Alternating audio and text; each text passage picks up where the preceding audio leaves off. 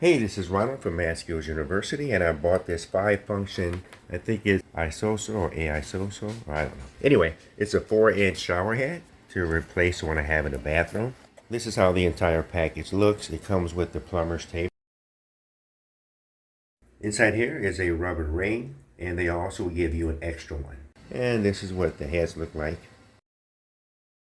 And over here, this is what we're changing. So I just took some vice grips there, but you can use a channel lock or whatever you have. Let's go ahead and take this off. And this thing was also popping off too.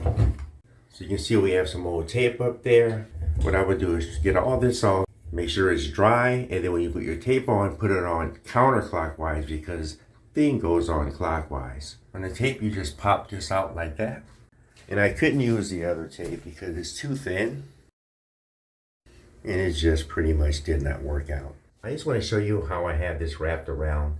You can see it's going counterclockwise. You have to maintain the width of this tape, and it kind of knots up and bends up, as you can see, but you want to make sure the width is on there and take it around here 2 or 3 times. This is my final result, and I went around twice, but you can go 3 times. Not sure if it's necessary, but it's your call. The good thing here is turning this tightens that, but don't overdo it because this plastic may break. This is what we have, and I'm looking for leaks right here. I don't see any, and there are 5 different levels here. There you go. That's what I'm looking for, and I'm looking for leaks up here.